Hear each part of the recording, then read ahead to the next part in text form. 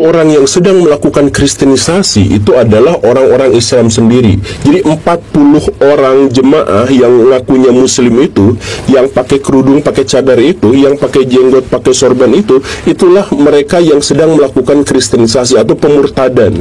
Sebab ketika mereka sedang melakukan itu, ada banyak sekali, ada jutaan muslim yang melihat itu dan merasa malu.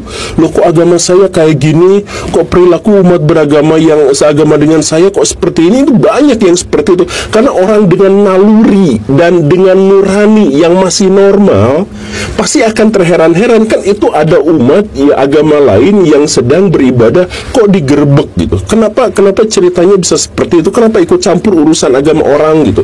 Kenapa nggak sholat aja di masjidnya sendiri, malah serang ke gereja atau ke tempat yang dianggap sebagai tempat agama yang lain?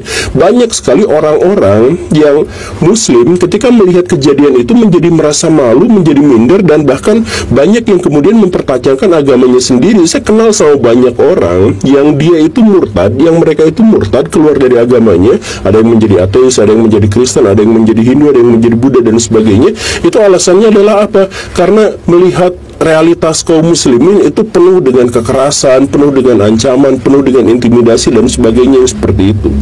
Itulah kristenisasi yang sesungguhnya itu justru malah dilakukan oleh orang-orang Islam yang mengaku dirinya sebagai muslim yang bagaimana gitulah. Berarti tentu saja mengingat sebuah cerita yang dari Ethiopia, namanya adalah Pak Haji Usman Muhammad. Beliau itu ulama terpandang di situ dan sudah kalibernya udah sangat tinggi lah. Tapi di tengah jalan beliau murtad, beliau masuk Kristen.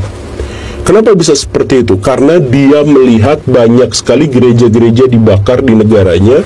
Dia melihat banyak sekali persekusi dan intimidasi terhadap orang-orang Kristen di negaranya, di Ethiopia. Dan karena itu, maka beliau mikir, kok agama saya seperti ini? Apakah benar agama saya mengajarkan kekerasan kepada agama lain? Apakah ini dan sebagainya? Mereka mulai berpikir dengan pikiran yang seperti itu, dan akhirnya apa?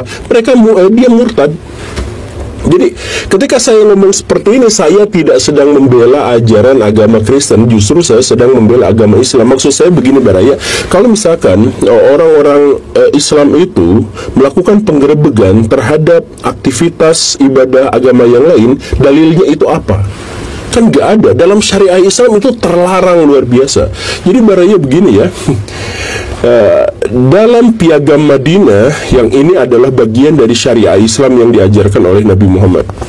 Dalam Piagam Madinah itu dikatakan bahwa di sebuah negara Islam atau negara yang dipimpin oleh Muslim, dalam hal ini adalah Nabi Muhammad, maka Nabi Muhammad menjanjikan dan menjamin kebebasan beragama untuk orang-orang non-Islam. Bahkan bukan menjamin kebebasan, tapi juga melindungi mereka. Dan siapapun yang mengganggu mereka akan diperangi. Itu dalam Piagam Madinah itu seperti itu. Terus kemudian Nabi juga mengatakan ada dalam syariah Islam itu ada syariah perang, ada aturan perang gitu.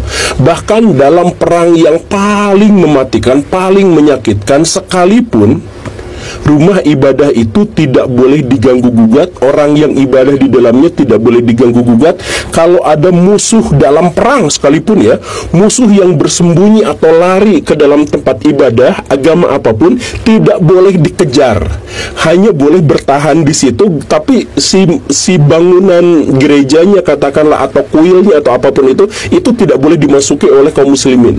Bahkan dalam kondisi perang paling menyakitkan sekalipun, itu tempat ibadah gak boleh diganggu-gugat. Itu syariat Islamnya jelas. Lalu gimana ceritanya ada orang-orang Islam yang justru malah melakukan penggerebegan bukan hanya sekali tapi berkali-kali? Kenapa bisa seperti itu? Nah, saya dalam hal ini membela syariah Islam, bahwa dalam Islam itu tidak boleh mengganggu-gugat ajaran agama lain. Dalam hal ini tidak boleh mengganggu-gugat orang-orang yang sedang beribadah menurut agama dan kepercayaannya masing-masing. Jadi mereka alasannya apa? Karena alasannya adalah misalkan peraturan pemerintah, ya enggak, mereka melanggar peraturan pemerintah. Mereka melanggar syariat Islam juga iya, peraturan pemerintah juga iya, melanggar akal pikiran juga iya, melanggar adat juga iya, melanggar tradisi ketimuran juga iya, semuanya mereka langgar. Demi apa sih sebenarnya? Dan yang lebih parah lagi, mereka mengatasnamakan Islam. Makanya inilah yang kemudian disebut sebagai pemurtadan yang dilakukan justru oleh orang-orang Islam sendiri. Nah, akhirnya muncul juga sebuah pertanyaan, kenapa juga agama yang katanya adalah sumber moral, agama yang katanya menjadi basis bagi peradaban dan sebagainya, sekarang menjadi seperti itu.